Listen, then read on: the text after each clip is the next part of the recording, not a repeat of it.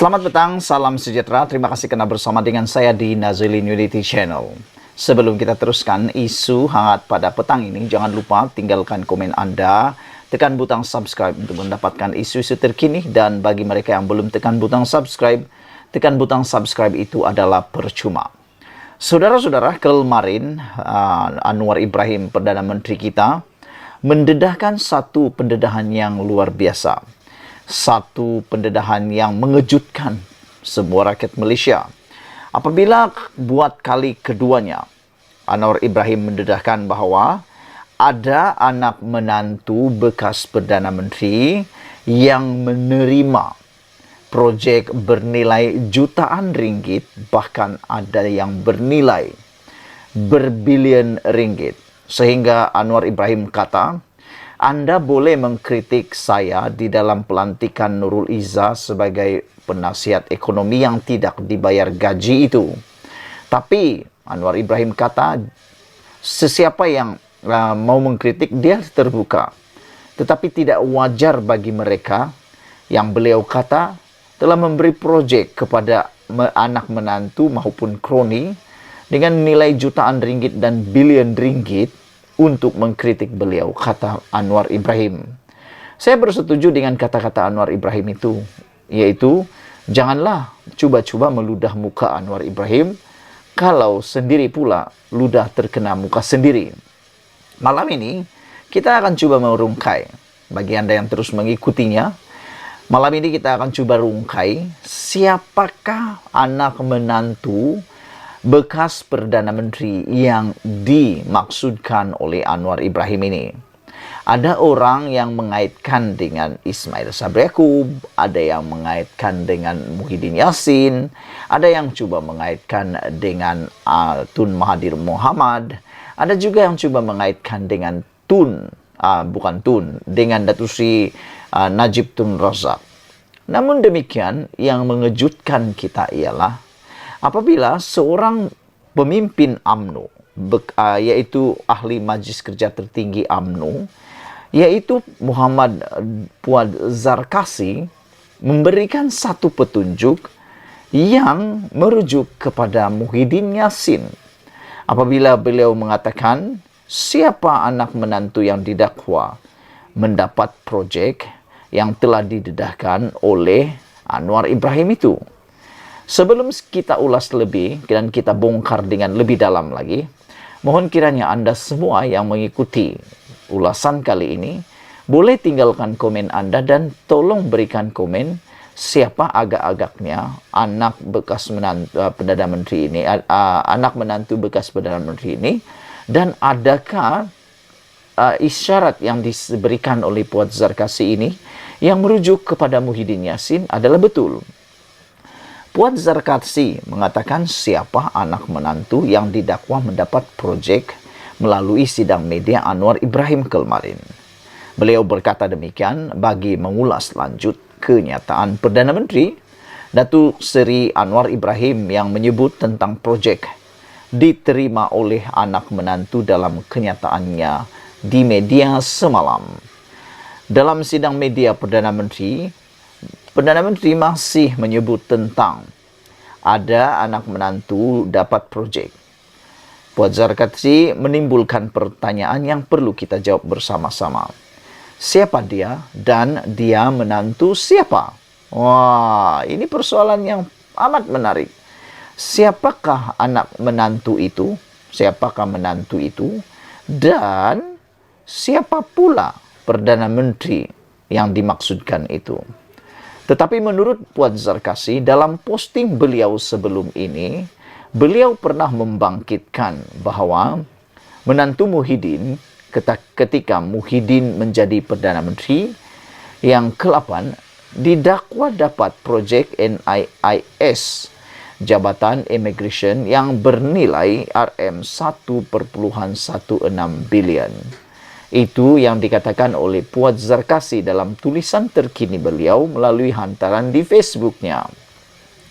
Sebelum ini, satu laporan media yang telah kita terima mengatakan bahawa menantu Tan Sri Muhyiddin Yassin didakwa mendapat projek National Integrated Information System atau NIIS yang bernilai RM1,6 bilion yang lulus sewaktu parlimen digantung oleh beliau.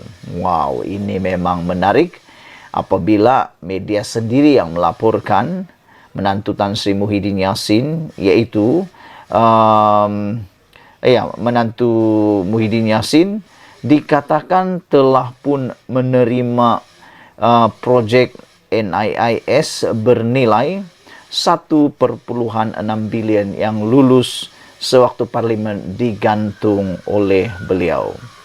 Berikutan hal tersebut, ramai yang menuntut siasatan dilakukan sekaligus diambil tindakan sekiranya berlaku sebarang unsur rasuah dan salah guna kuasa.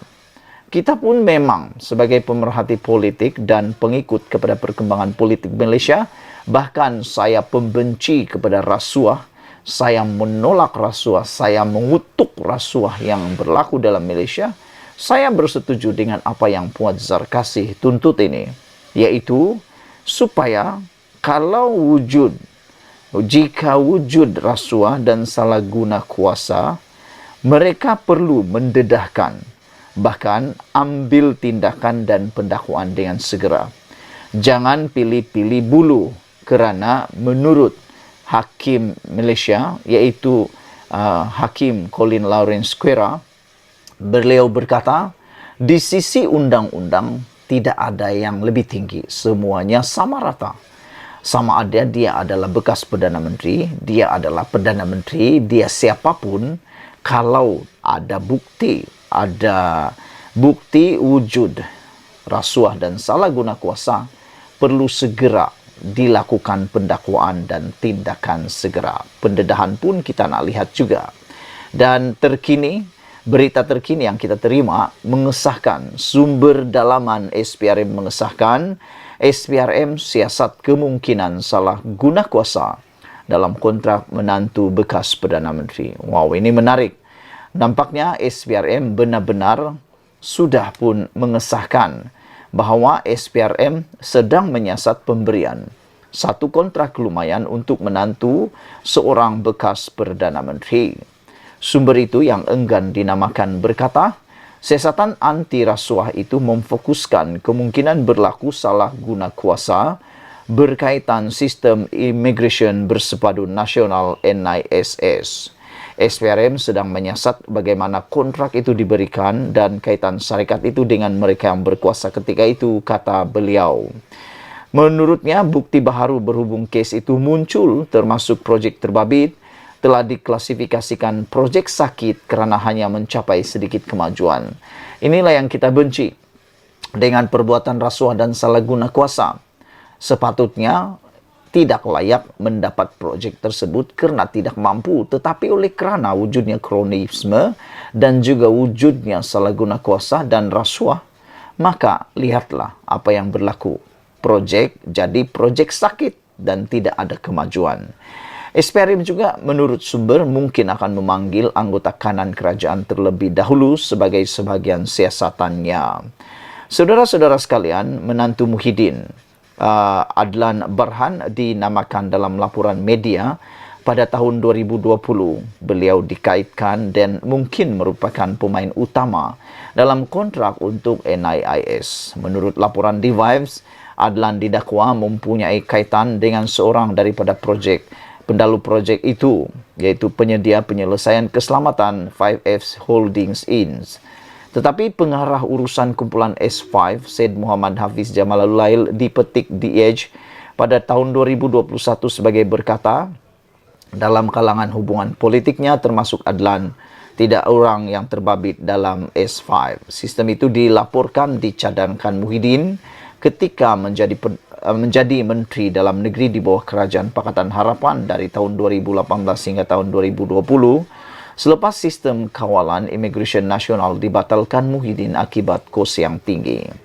Kos NIIS dianggarkan sekitar RM1.2 bilion, kira-kira 66% kurang daripada kos projek terdahulu yang bernilai RM3.5 bilion. Saudara, Jangan lupa tinggalkan komen Anda. Bagi yang kali pertama mengikuti channel ini, jangan lupa tekan butang subscribe. Tekan butang subscribe itu percuma. Malaysia kita punya, kita jaga sama-sama. Cintai Malaysiaku. Bye-bye.